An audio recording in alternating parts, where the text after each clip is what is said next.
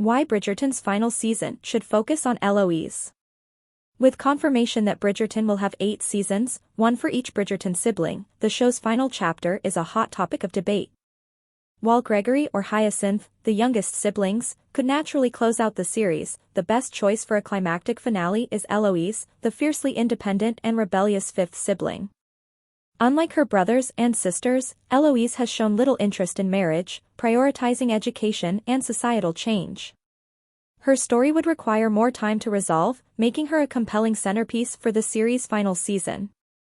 Bridgerton's modern take on Regency romance and women's autonomy also opens the door to a unique, subversive ending where Eloise chooses independence over marriage, a bold contrast to her siblings' love-centered arcs. By placing Eloise at the heart of the final season, Bridgerton can deliver an emotionally rich and satisfying conclusion, cementing the franchise's legacy as a genre-defining series. Forget the books, Bridgerton's final season should be about this sibling. The confirmation that Bridgerton will, in fact, have 8 seasons, one for each of the 8 Bridgerton siblings, realigns viewers' imaginings of who will be the focus of each season until the finale. Bridgerton made a stunning debut into the world of streaming TV, with Season 1 following the courtship and marriage between the 4th Bridgerton child and oldest daughter Daphne, Phoebe Dynevor, and Simon, Regis Page. Each season of Bridgerton has only gotten better reviews than the last, as the story moved on to Anthony, Jonathan Bailey, and Kate, Simone Ashley, then Colin, Luke Newton, and Penelope, Nicola Coughlan. Bridgerton Season 4 will tell the story of Benedict Bridgerton, Luke Thompson, and Sophie Beck Yaren. But what happens after is still being debated. Francesca, Hannah Dodd, has achieved her first marriage as depicted in Julia Quinn's books, only for her gender-swapped love interest Michaela, Masali Baduza, to be introduced, presumably to be the deuteragonist of Francesca's eventual focus season. There are 3 more siblings, with some malleability in terms of the order for seasons 5 through 8. However, the Bridgerton sibling who would best serve the show as the final story may not be the one people expect. Bridgerton Season 8 should be Eloise's season. Eloise should come after Francesca, Gregory, and Hyacinth in the order of Bridgerton's next few seasons. The character who most challenges the format of each installment being about another Bridgerton sibling falling in love is Eloise, Claudia Jessie, the 5th child and 2nd daughter, which is why she should be the star of the last season. In the books, Eloise marries Sir Philip Crane, Chris Fulton, following the death of his first wife Marina, Ruby Barker, characters who have already appeared in the show, with arcs mostly divorced from Eloise. Meanwhile, the arc that the Bridgerton showrunners have curated for Eloise thus far makes adapting her Regency romance all the more difficult. Bridgerton has been mixing up the order of the stories, with Colin and Penelope's romance being moved up to before Benedict and Sophie. Bridgerton has been mixing up the order of the stories, with Colin and Penelope's romance being moved up to before Benedict and Sophie. The order of Francesca, Gregory, Will Tilston, and Hyacinth, Florence Hunt, is largely flexible, which may also be influenced by how Bridgerton chooses to handle Francesca's timeline when she is meant to be married to John Victor Ali, for a few years before his death. However, Francesca might get Season 5, so people don't have to wait too long for the follow-up on the Michaela twist, while Eloise could become the grand finale of the genre-defining series. Making the final season about Eloise gives Bridgerton more time for her arc. Bridgerton needs more time for Eloise to figure out her path forward, not a swift marriage. Moving Eloise to the end could give Bridgerton the time it needs to overcome all the problems it has created for itself concerning her arc, namely, the show has vividly illustrated how Eloise is completely uninterested in marriage, which is the apparent antithesis to the things she actually wants to accomplish in her life, education and societal change. Most recently, she completely removed herself from English high society where she might meet a potential husband even during the off-season, choosing to travel to Scotland with Francesca and John.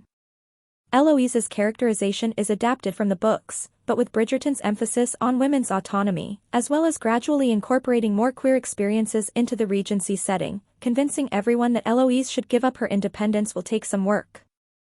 More than likely, if they do decide to go down the route of her ending up with Philip, they should start the storyline during another sibling's official season. Eloise needs more time than any of her siblings to come to trust someone enough to marry them, and to figure out how to reconcile her personal goals with the concept of marriage. Eloise is a bigger Bridgerton character, making her a better choice for the finale. Hyacinth or Gregory could be a merely serviceable final season of Bridgerton, while Eloise would mean more dramatics.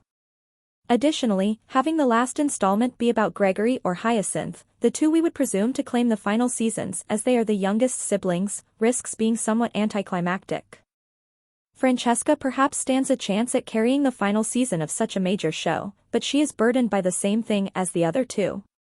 Namely, at the beginning of Bridgerton, Francesca, Gregory, and Hyacinth are mostly background characters.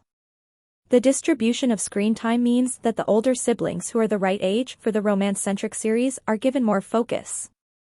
Eloise is naturally taking longer to get married, and putting her at the very end, after a very long and strenuous arc, is the epic ending Bridgerton needs, which will bring everything full circle. Francesca has essentially taken Daphne's place, while Gregory and Hyacinth have more character moments in Bridgerton Season 3. However, using one of them when they only really became characters a couple of seasons in is risky for the finale.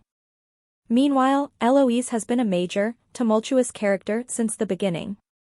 She is naturally taking longer to get married, and putting her at the very end, after a very long and strenuous arc, is the epic ending Bridgerton needs, which will bring everything full circle. Eloise doesn't have to get married in Bridgerton. It would be a major change from the books, but would show how the Bridgerton siblings are all different people. Perhaps the biggest question is how exactly the showrunners are going to handle Eloise's story when it does come. It's a big leap for Eloise to give up whatever independence she has carved out for herself for married family life. That is not to say that she could not fall in love with someone. Maybe she and Philip really are exactly the right people for each other, making for a marriage where she still has time for her own work. However, the character who is supposedly to become her husband is so far woefully disappointing, causing some mild drama in Colin and Penelope's arcs through his marriage to Marina. Additionally, Eloise, like a couple of her siblings, has been interpreted as queer-coded, potentially read as aromantic or asexual. Her storyline with Theo, Callum Lynch, in Season 2 caused some speculation about a romance, but the relationship never progressed to this stage, their bond being founded on a passion for progressive causes. Eloise's aversion to society's demands comes across even stronger in the show, received by a more modern audience as they deconstruct her arc. Maybe the best option is for Eloise to simply not get married in Bridgerton. One of the least believable things about Bridgerton is that all 8 siblings have everything work out for them marriage-wise. Eloise could start down a romantic storyline, meeting someone she would actually consider marrying, but abandoning the idea and being happy on her own.